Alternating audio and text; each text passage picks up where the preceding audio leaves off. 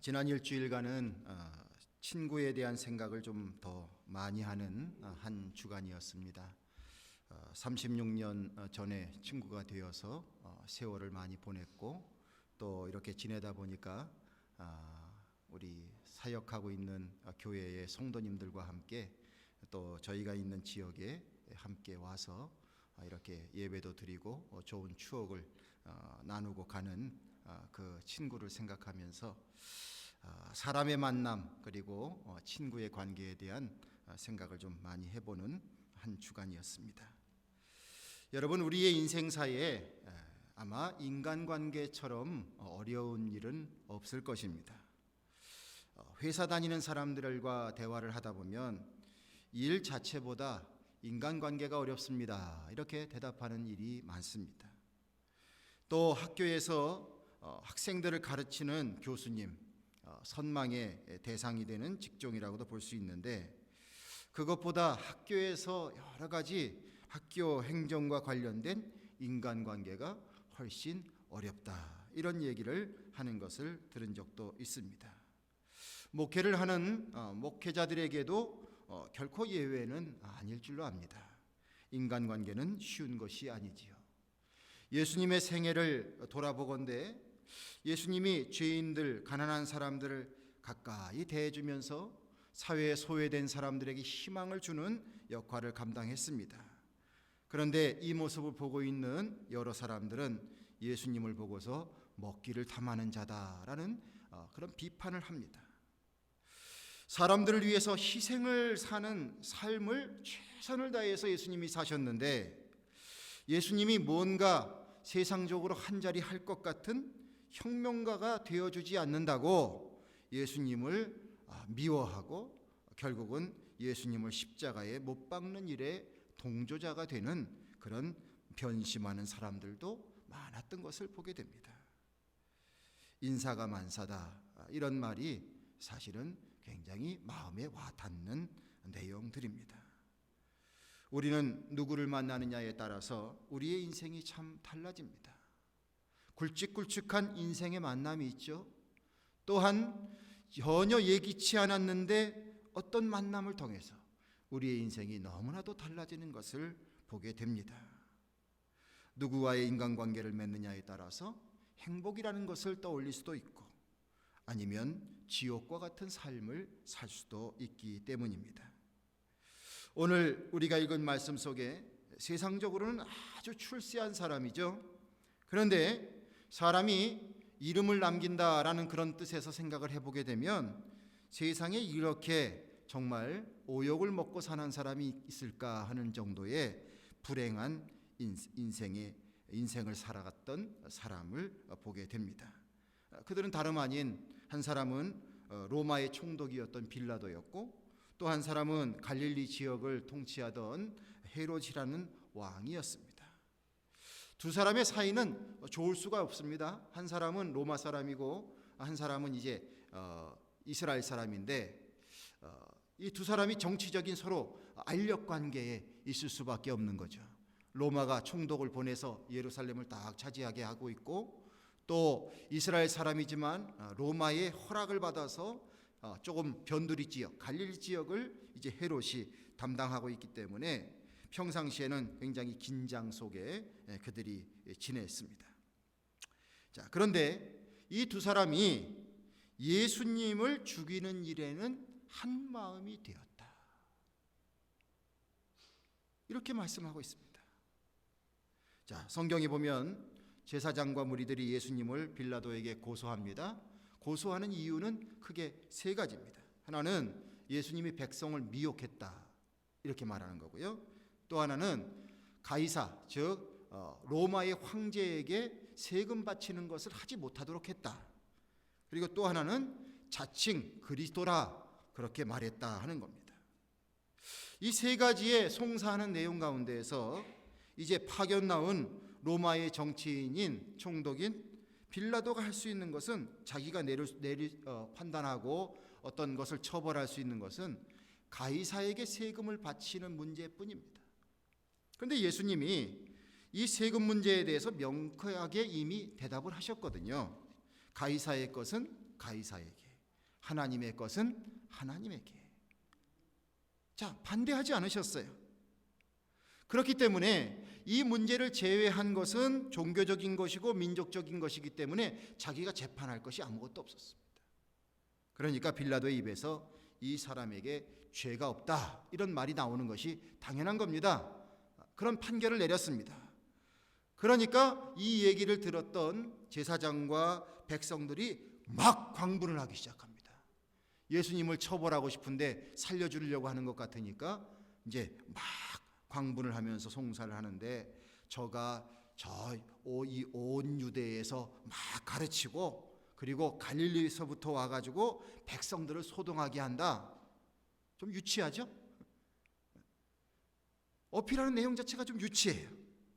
그런데 이 얘기를 듣고 있던 빌라도의 말에는 한 단어가 딱 굳혔습니다. 그게 바로 무엇이냐면 갈릴리라는 말이 딱 떠올랐어요. 그 말이 들렸어요. 아하, 내가 빠져나갈 구실이 생겼구나. 저 사람 갈릴리 사람이야? 잘 됐다. 마침 헤롯이 예루살렘에 올라와 있었습니다. 그러니까 예수님을 이제 헤롯에게 쓱 보내는 겁니다. 갈릴리 사람이니까 헤롯 왕이 처리해야 될 거 아니냐라는 식으로 헤롯 왕에게 싹 예수님을 이제 보내게 됩니다. 헤롯의 입장에서는 예수님이라고 하는 분의 이름을 들었습니다. 그러니까 한번 만나보고 싶긴 했었던 것 같아요.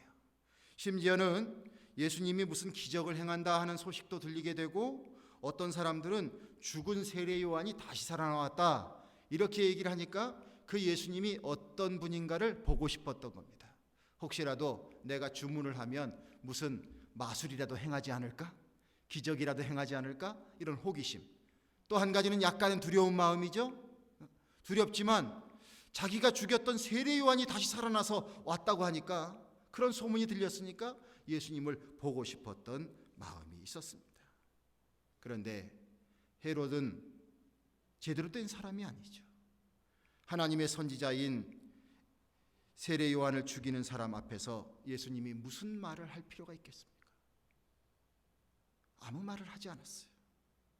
그러니까 이 헤롯이 하는 수 없이 그저 희롱을 하고 빛난 옷을 입혀서 네가 유대인의 왕이라며 뭐 이런 식으로 해가지고 다시 빌라도에게 돌려보내는 것입니다. 이 모습을 성경에서는 저희가 전에는 원수였지만 당일에는 서로 친구가 되니라. 여러분들 굉장히 우리에게 시사해주는 엄청난 문장이라고 생각이 듭니다. 사람들 사이에 원수지간이라면요, 그 원수의 관계 때문에 죽어서 마땅할 사람도 어느 한쪽에 붙으면 살게끔 돼 있는 게, 그게 원수지간의 관계입니다. 자, 북한에서 탈출하면 어디로 가는 게 제일 안전하겠습니까? 어디로 가면 제일 안전하겠어요? 한국이요, 미국이요? 네, 요즘 같으면 약간 미국 같은 생각도 들긴 합니다. 자, 러시아에서 탈출하면 어디로 가야 되겠어요? 예. 자, 이게 바로 무엇이냐면 상대의 경쟁을 갖고 있고 긴장 관계에 있는 상대 국가로 가야 자기의 신변이 보호를 받는다. 이것이 우리가 생각하는 일반적인 생각입니다. 그런데 빌라도와 헤롯은 예수님을 죽이는 일에 공조자가 되고 말았습니다. 성도 여러분, 저는 생각하기를 이런 생각을 합니다. 모든 사람에게는요, 선한 모습도 있고 악한 모습도 있습니다. 저도 그렇고 여러 성도님들도 다 그러실 것 같아요. 우리에게는 선한 모습도 있고 악한 모습도 있습니다. 하나님의 형상을 닮아서 선하게 살고자 하는 그 마음의 열망과 노력을 하면서 사는 부분이 있고요. 그러나 또한 우리가 가지고 있는 하나님이 인격적으로 만들어주신 이 자유의지를 흔들어서 그 흔들림 때문에 찾아오는 사탄의 관계에 놀아나는 그러한 우리의 악한 모습도 우리에게 있습니다. 그러기에 모든 인간은 하나님 나라 가기까지 이 두 가지의 양면 속에서 긴장하며 사는 것이 우리들의 인생입니다. 사도 바울이 적나라하게 고백을 하고 있습니다. 로마서 7장을 보면 그러므로 내가 한 법을 깨달았노니 곧 선을 행하기 원하는 나에게 악이 함께 있는 것이라. 내 속사람으로는 하나님의 법을 즐거워하되 내 지체 속에서 다른 한 법이 내 마음의 법과 싸워서 내 지체 속에 있는 죄의 법 아래로 나를 사로잡아 오는 것을 보는도다. 오라, 나는 곤고한 사람이로다. 이 사망의 몸에서 누가 나를 건져내랴. 바울의 이 고통의 절규는 바로 우리들의 절규인 줄로 믿습니다. 어떻게 보면 이 절규가 없는 사람이 문제인 것 같아요. 양심을 다 팔아버리고 하나님의 주시는 그 하나님의 이미지를 다 팔아버리고 그리고 그냥 세상적으로만 살아가는 사람은 오히려 그런 갈등, 마음의 갈등이 더 없을지도 모릅니다. 그런데 진정으로 우리가 하나님 안에 살아가면서 이 절규와 이 고통과 이 갈등 속에서 살아가는 것은 우리가 살아가야 할 삶의 모습인 겁니다. 그런데 그러면 이러한 우리들의 삶의 실존 속에서 우리가 어떻게 살아가야 될 것인가? 중요한 것은 우리의 연약함을 붙잡아서 우리를 넘어뜨리고 쓰러뜨리려고 하는 그 마귀의 그런 계계 속에서 우리가 이것을 믿음으로 이겨나가는 것이 우리에게 굉장히 중요한 일인 줄로 믿습니다. 우리는 성화의 길을 걷는 것입니다. 예수님 믿고 구원의 은혜를 입고 그 다음엔 주님께서 보여주신 참된 사람, 믿음의 사람으로서의 삶으로 주님의 말씀을 나의 삶의 원동력으로 삼아서 그것을 붙잡고 이전에 안 되던 것을 하나 하면서 나가는 거예요. 그렇다고 해서 완전한 존재는 아무도 없습니다. 그러나 하나님께서 그 과정 자체를 기뻐하시고 또한 그 가운데에서 우리와 함께 은혜를 나누시고 하나님의 은총 가운데에서 우리를 지켜주시는 줄로 믿습니다. 지난 주간에 어느 순간에 이런 생각을 해봤습니다. 여러분들 자녀들을 기르면서 그 자녀가 어떤 내가 원하는 어떤 모습으로 되어주기를 원하는 생각들이 있으실 거예요. 그렇죠? 구체적으로는 어떤 직업을 가진 사람이 되길 원한다 이런 생각도 있을 것이고 또 내가 바라는 어떤 인간상처럼 자식이 되어주길 원한다 할 것입니다. 그 목표가 중요하긴 하죠.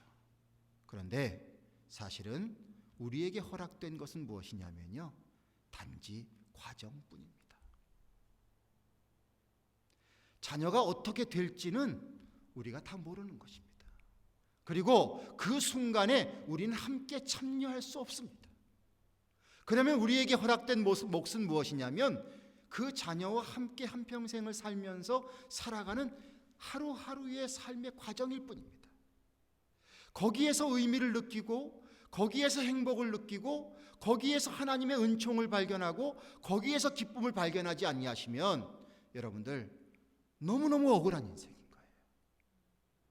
하나님이 주시는 은혜 가운데에서 지금을 소중하게 여기면서 그 안에서 그 과정 자체가 내게 얼마나 소중한지 이것을 깨달으면서 여러분들 좋은 믿음의 은혜를 여러분들의 가정의 식구들과 나눠 가시기를 주님의 이름으로 축원드립니다. 이게 진정으로 지혜로운 사람입니다. 자꾸 어떤 목표, 내가 보지도 못할 그 목표, 그것을 위해서 지금을 자꾸 희생시키지 마세요. 이건 너무너무 어리석은 자들입니다.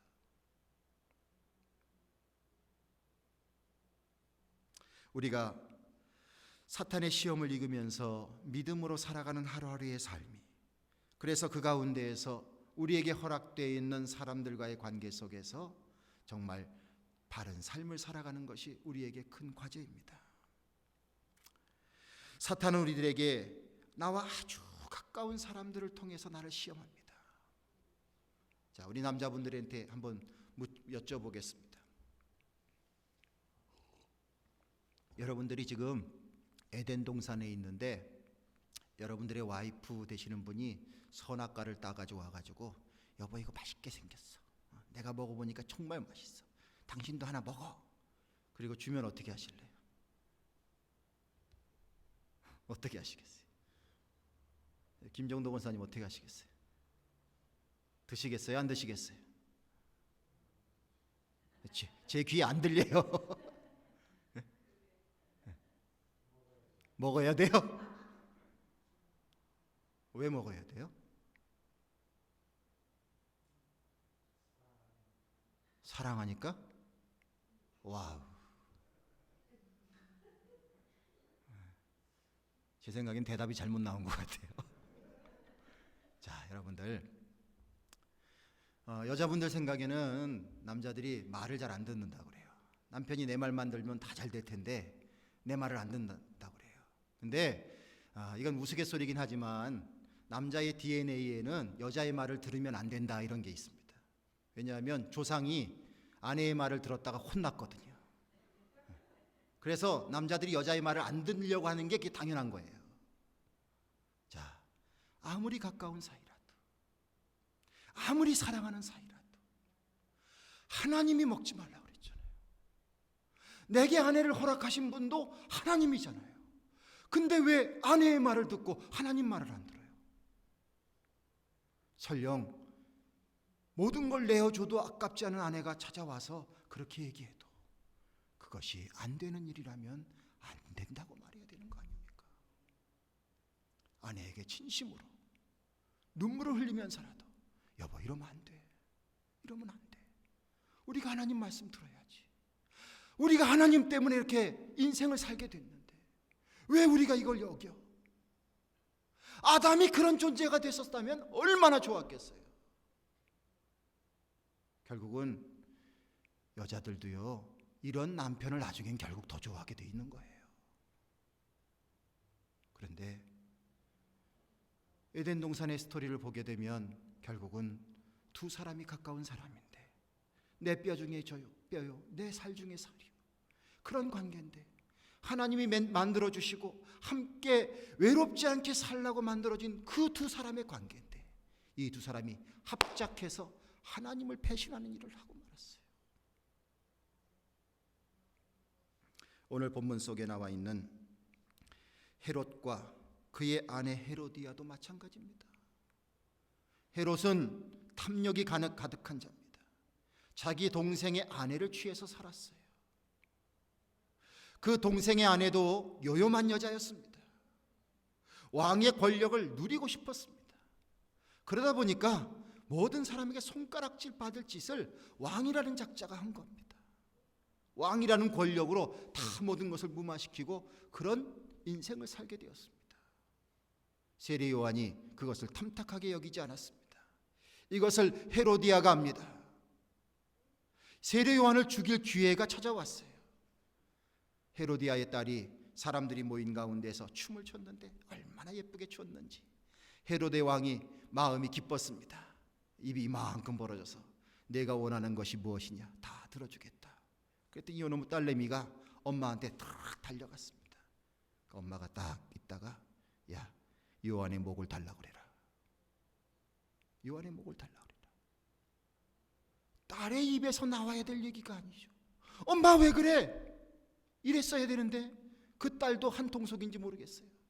엄마가 하는 그 주문을 가지고 헤로드 왕에게 갔습니다. 결국 이 일로 인해서 하나님의 선지자를 죽입니다. 이게 제정신입니까? 나라를 맡은 자의 제정신입니까?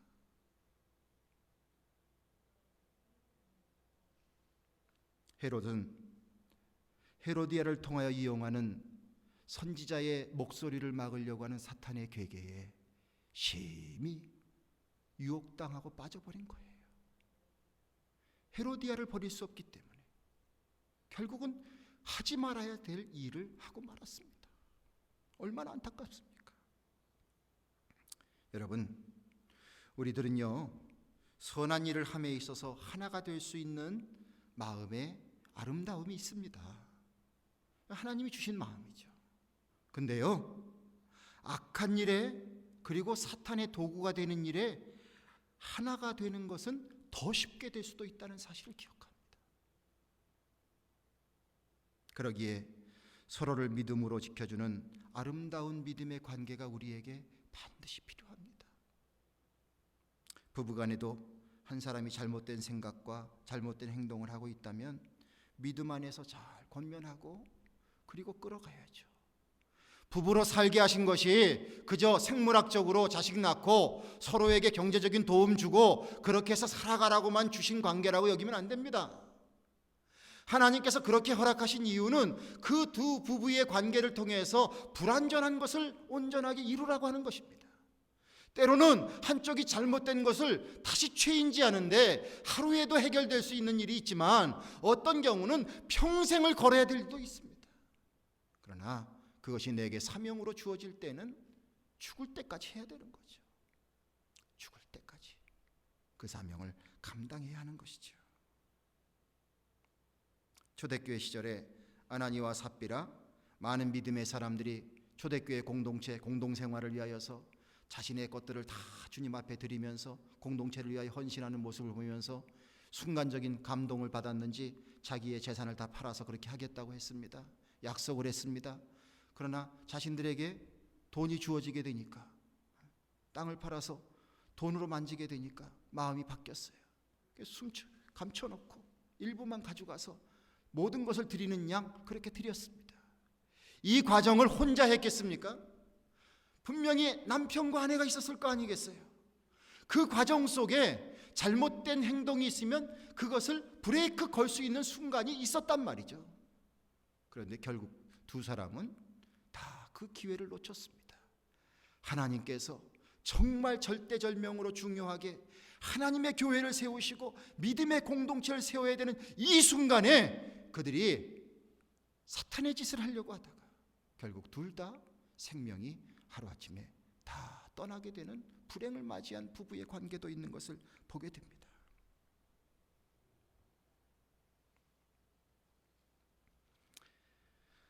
우리가 서로 바라잡아주고 그 가운데에서 좋은 관계를 하고 그러면서 우리가 그 가운데에서 서로 세워주는 이 모습, 이것이 진정한 우리들의 아름다운 관계인 거죠. 이민의 삶을 살면서 저희들의 마음속에는 뭔가 채워지지 않는 부족함이 조금씩들 있는 것 같아요. 내가 한국에 있었다면 이만큼 됐었을 텐데, 내가 한국에 있었으면 적어도 명함 몇 개는 있었을 텐데, 이것이 다 채워지지 않다 보니까 나도 모르게 뭔가 작은 일에도 너무 빨리 서운해지는 이런 마음들이 나도 모르게 생기는 경우가 많은 것 같아요. 저도 예외일 수는 없다고 생각합니다.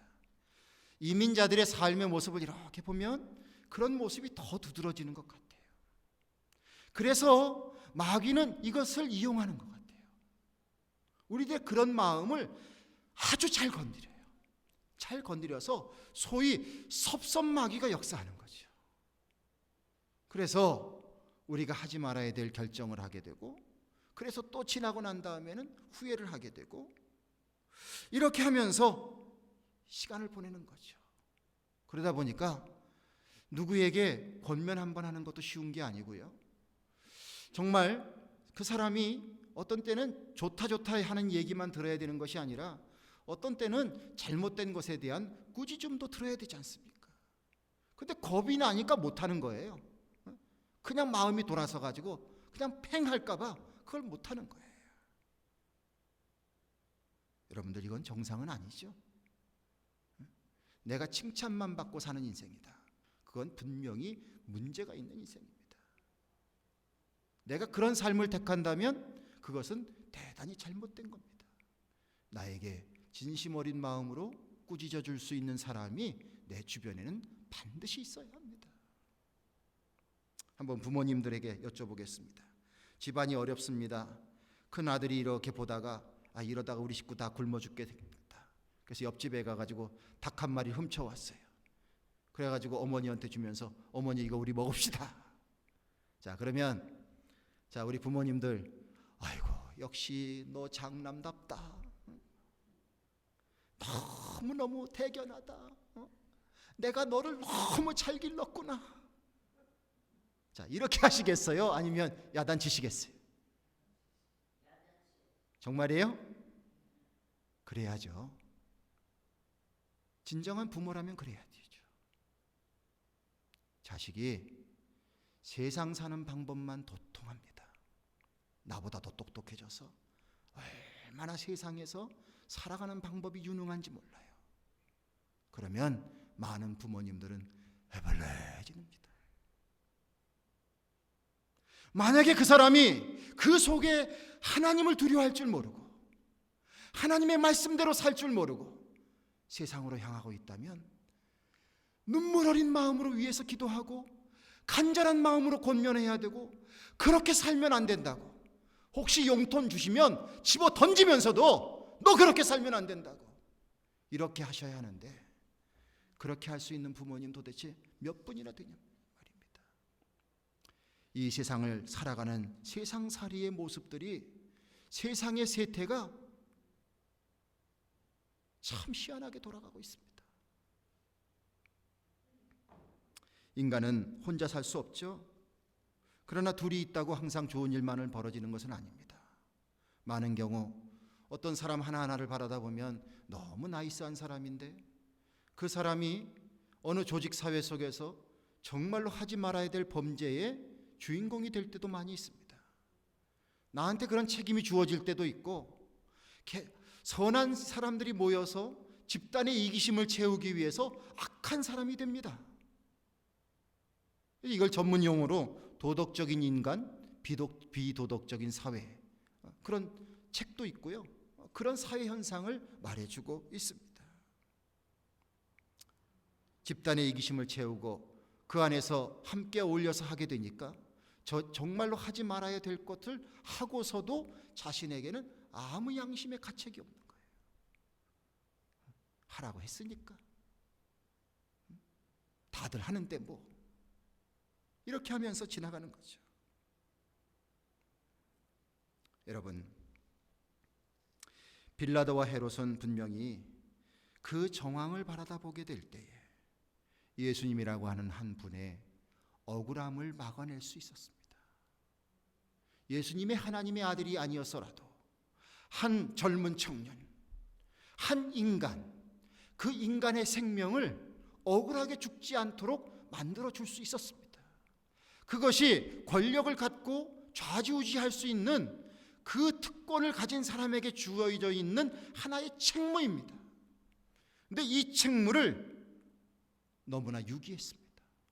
그리고 이 일에 서로 원수지간 되었던 사람이, 사이가 좋지 않았던 사람이 한 마음이 되고 친구가 되었습니다. 나중에 기록을 보니까 헤롯은 직위해제를 당했고요.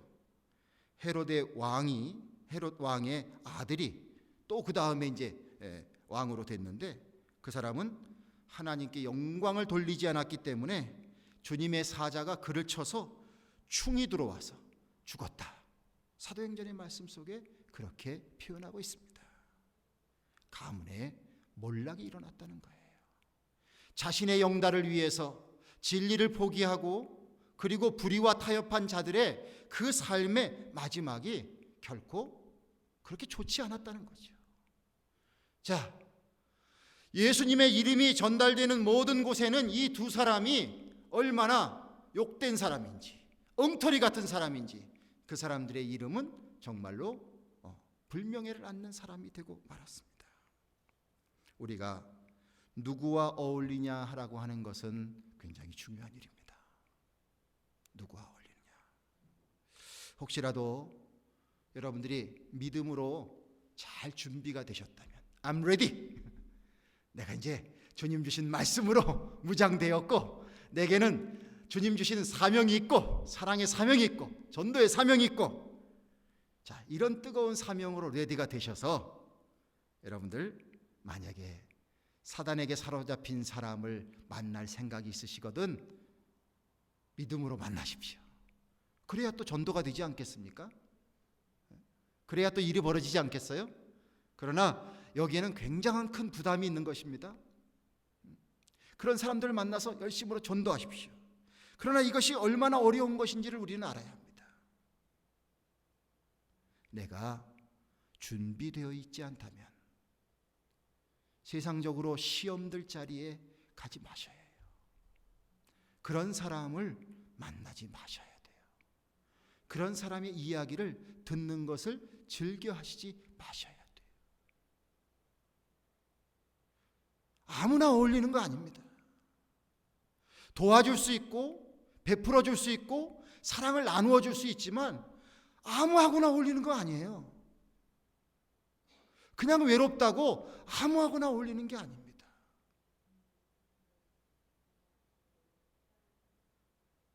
내 자신을 선하게 인도하실 수 있는 그런 분을 찾고 만나야 합니다. 예수님의 제자들의 한평생을 통해서 그들이 인생에 가장 잘한 일은 무엇입니까? 예수님을 만났다는 것입니다. 예수님 만나고 예수님이 아무개야 나를 따라오너라 말씀하셨을 때 그들이 하고 있던 일을 던져두고 예수님을 따랐다는 거예요. 그것이 정말 무명인으로서 그저 역사 속에 그냥 가려져 있을 사람들이었는데, 헤롯이라든지 빌라도라는 사람은 세상에서 출세했던 사람이었지만 오욕을 뒤집어 쓰고 인생을 마감한 사람들이고, 오히려 세상에 묻혀 살 수밖에 없었던 예수님의 제자들은 예수님 한 분 잘 만났더니 그들의 인생이 변화되어서 그들 모두가 우리들에게 얼마나 귀한 분으로, 얼마나 귀한 존재로 그렇게 여겨지고 있습니까? 그분들의 이름은 하늘에서도 빛나는 이름인 줄로 믿습니다.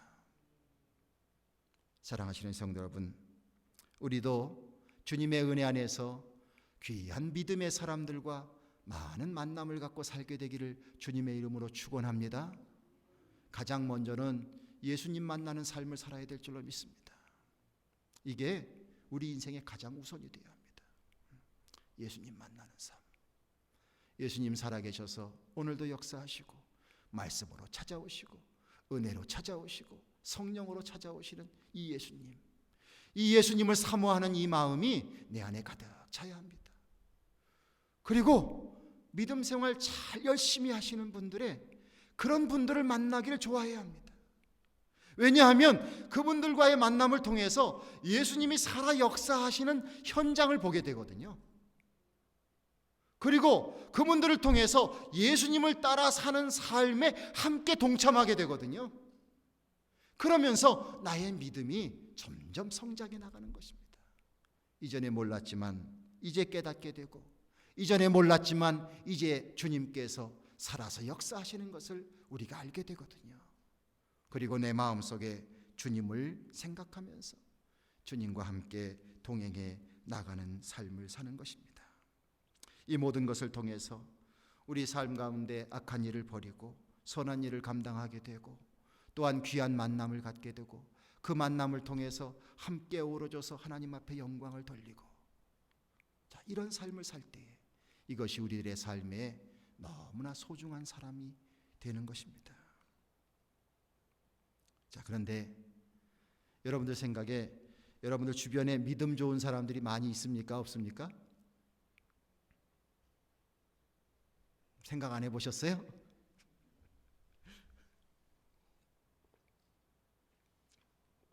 자, 믿음 좋은 사람이 많이 있어요? 없어요? 없어요? 있을 겁니다.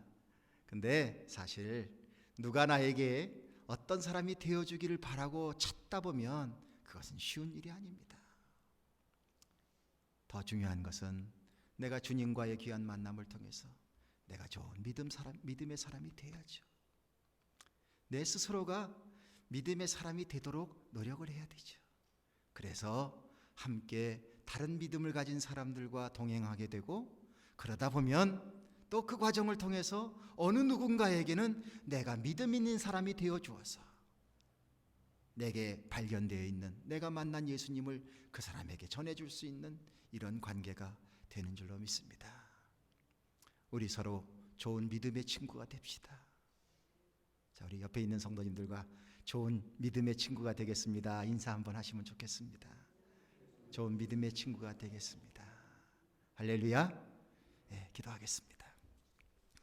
하나님 아버지, 오늘 귀한 주님의 말씀을 통해서 우리 자신들의 삶을 다시 한번 돌아봅니다. 예수님이 하나님의 아들이신데 온 우주 만물을 지으실 때 예수님이 그 지으심에 함께 하셨다는 분이신데 예수님이 우리의 친구가 되어 주십니다. 주여, 이것이 얼마나 기쁜 일인지. 주여, 우리들 주님 안에서 좋은 예수님을 친구로 삼아서 변화되는 삶을 살게 하여 주시고 악한 일에 도모하는 자들 되지 말게 하시며 선한 일에 하나가 되는 자가 되게 하여 주셔서 더욱더 하나님의 뜻을 이루어 나가는 좋은 친구의 관계들이 다 될 수 있도록 주여 도와주시고 은혜 베풀어 주시옵소서. 가족의 식구들 허락하신 것 감사합니다. 성도님들 허락하신 것 감사합니다. 또한 이웃의 관계를 허락해 주신 것 감사합니다. 서로 좋은 일에 진정한 친구가 되어서 함께 밀어주고 함께 끌어주고 함께 협력해 주면서 거칠은 세상 속에 이 믿음 잃지 않고 살아갈 수 있는 우리 모두가 될 수 있도록 주여 함께하여 주시옵소서. 우리 주 예수 그리스도의 이름을 받들어 간절히 기도드리옵나이다. 아멘.